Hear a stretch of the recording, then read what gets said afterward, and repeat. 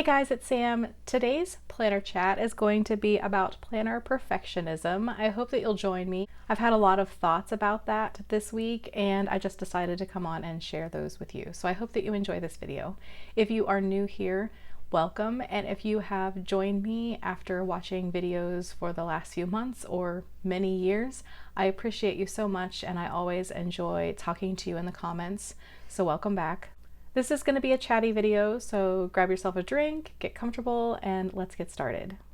All right, so I've talked a lot lately about planner consumerism and consumerism overall, and how all of the social media distraction from our planning setups and a temptation to purchase more.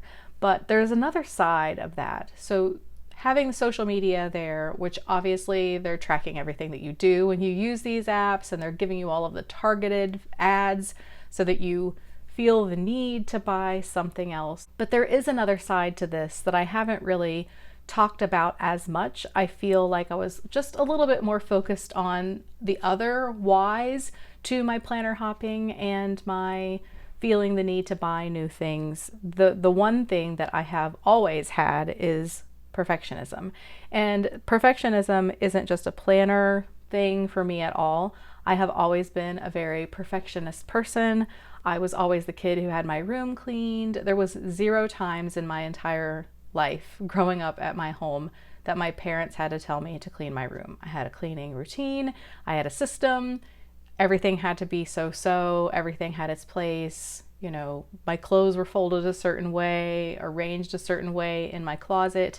And, you know, I organized things by color, by shape, by size, all of those things. And I have always been a very organized person. But what I didn't realize is how much that affected my planner situation, because it was like a double-edged sword. I'm really bad at, what is that called? Metaphors. So I always get these wrong. So that's probably the wrong one. But the intent is good. I have the 2 issues. So I have the planner perfectionism because of perfectionism overall in my life. And then I have the social media that is showing me a system that in my mind looks perfect, or a perfect setup, or the perfect item. And then the targeted ads that say, no, this is the perfect thing. So this has just increased my feelings of discontent. My feelings of this isn't perfect, but there are 100 other things out there that I haven't tried. They might be perfect. And so, yes, is it consumerism? Yes, were there some impulse purchases? Yes, to all of those things. My cat sees some squirrels. You might hear him chirping in the background. But it was always with good intentions. It was never just, oh, you know, I have $50, so I have to buy a planner. It was always, this doesn't feel right. This doesn't feel perfect. So what could I purchase that would make it perfect? And that has been what has led to me spending money on planners that didn't work, that I don't need, amassing things that I feel for me personally are too much. I have always been a person who I like to keep around the things that I'm actually using, and I don't like to just stick stuff in a corner and say, okay, this is for later. If I'm no longer using a size, I tend to sell those things to fund whatever size of thing that I am purchasing. But it's kind of been a vicious cycle, and I realized that even that wasn't working. So my collection, even though I feel like I still have things that I need to get rid of, I've kind of been also purging in cycles. I don't want to just go through all at once and get rid of all of the things and make really rash decisions. This is a kind of a long goal, not a sprint, right? It's a different kind of race. So I've been making decisions, going through things, making, a keep, a sell, a donate pile, and then going back through and doing the same thing over and over again.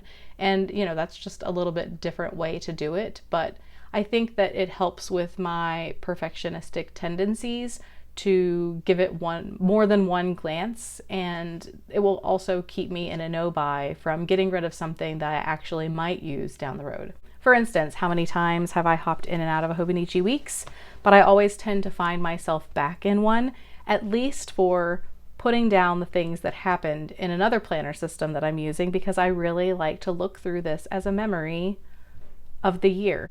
I know that I don't enjoy flipping through rings in the same way that I do a bound book, but sometimes my perfectionism comes in and it tells me that the perfect system is one system that I can use every day. And I also have issues with perfectionism when it comes to this Tomoe River paper, because I don't like the way most pens write on it. I have a go-to pen that I'm always using. Let me grab it here. It is a U Brands pen, and it is a felt tip pen. I love the way it looks, and this is my kind of Hobonichi Weeks piece, but I don't always enjoy just writing in this every day. I go through cycles of updating it, falling off the wagon, updating it, falling off the wagon, and I do love it and enjoy it when I go back to it, but sometimes I just feel like too many things is too much, which is why I always go back to I need to find the perfect one book system. But I don't think that that exists, so I have to go with good enough. And for someone with perfectionistic tendencies, that's really hard to come to terms with. So right now, I have a couple of books that three books that I'm using on a very regular basis. These two books are the books that I'm using on a daily basis at the moment. And this one is going to be updated a little less regularly, but that could change. We might hit next month and I might be using this on a daily basis to update what happened here. But I love that it's here for me, even if I feel like it's not my perfect daily carry right now. But right now, the books that I have chosen are for very specific reasons. And I've just tried to eliminate some of the noise with not being on social media as much, trying not to shop as much overall. And obviously, all of the unsubscribing from emails from planner stores specifically, although I am down to my email is very small because of all of the unsubscribing I've done overall. But my daily carry right now is pocket rings. And this is a good situation where if I had just decluttered everything that I wasn't using at the minute a couple of months ago, I would have gotten rid of all of my pocket rings. I did destash a few, but I specifically held on to some because I had a thought that pocket rings might be back in my lineup sooner than later, and it ended up being much sooner than I thought that it would be.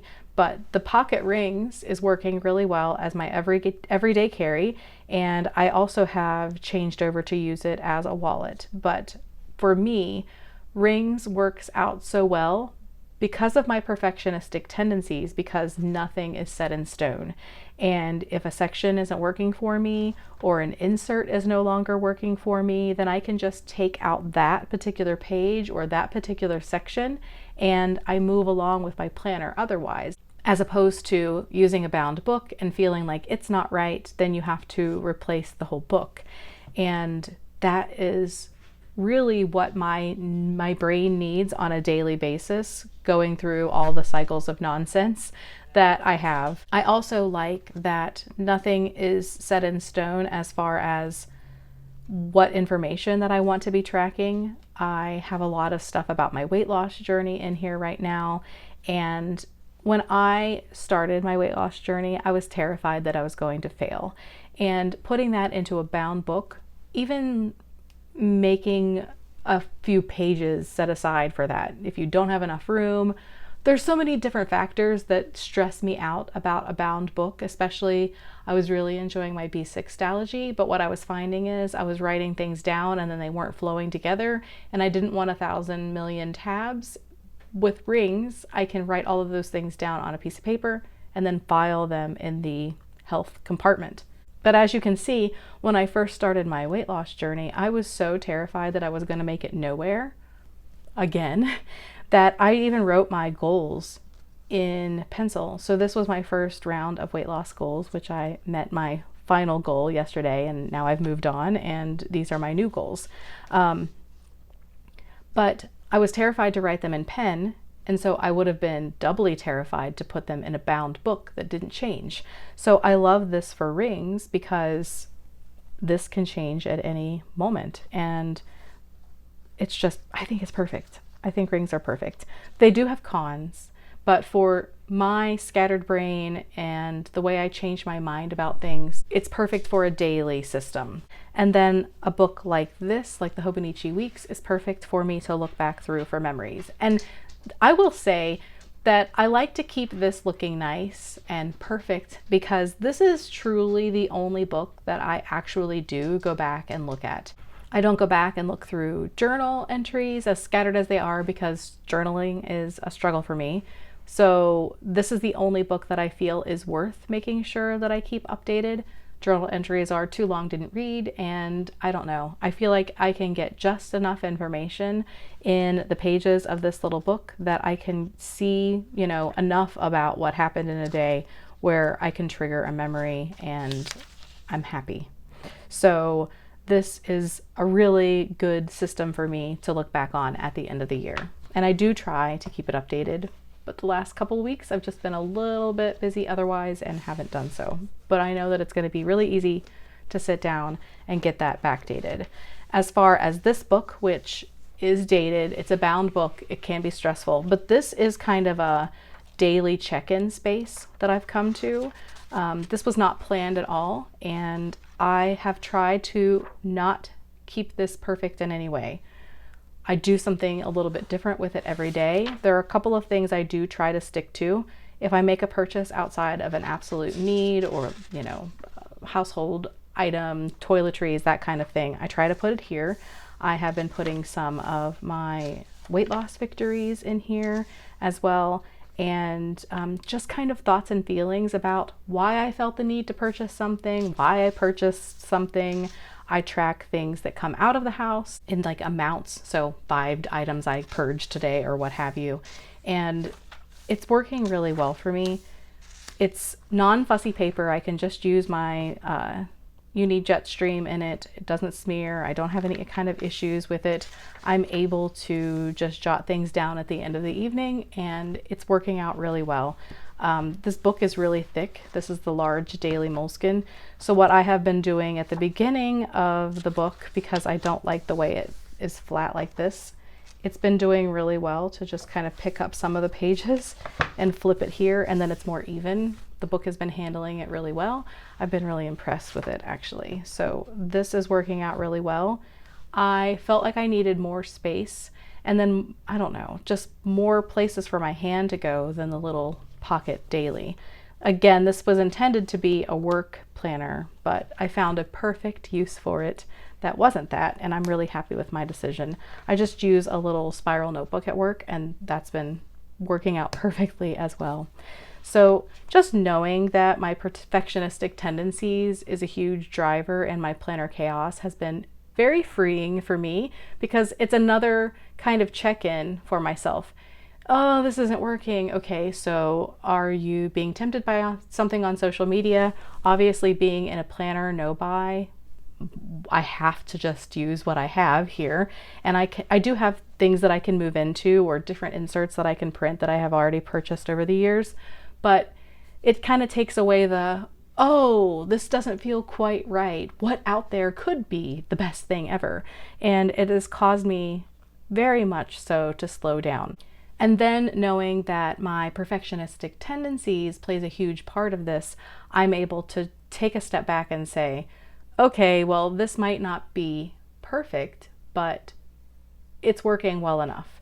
And I've had a few people who have commented, maybe you should just make your own planner and make it perfect. But I know me, if I made my own planner and I made it perfect and it was anything other than ring inserts, I would get it in and have changed my mind about several things by the time it arrived, and then it would no longer be perfect, and I would be incredibly frustrated. So that's gonna never be a road that I go down, because I don't feel like being disappointed or irritated or any of those things. So I feel like I just am in a really good mental space when it comes to my planning right now. I feel so good about coming in and checking off boxes. Although last night I was really tired. By the end of the night, we've been doing some work on our office space, And right now everything around me is chaos because paint projects are drying, and I can't wait to get that moved because I am losing my mind here. Okay, I did all my workouts. Yay me. Okay, so I have all the things going on, and I like coming in and checking things off. This layout has been really good for me. As usual, I have used a version of this for several years now from Peanuts Planner Co. And it's perfect enough for me. And I need to remember that. Is Pocket Plus the best size that I could have ever thought of? No, but it works well enough and it checks enough of the boxes off. And that's going to be good enough for me because I'm going to try to quiet down my perfectionistic tendencies when it comes to my planning. I'm interested to hear from you guys. Are you also on a no-buy, a low-buy journey? Other than social media and ads, have you noticed in your own life your perfectionistic tendencies being something that kind of throws you off track or derails your goals? You'd think that perfectionism would be something that would be helpful, but I have found in many areas of my life that is definitely not so. I can't wait to hear from you in the comments below. If you like this video, please give it a thumbs up. And if you're new around here and don't want to miss out on future videos, please consider subscribing. Thanks so much, as always, for watching, and I hope to see you again soon. Bye, guys.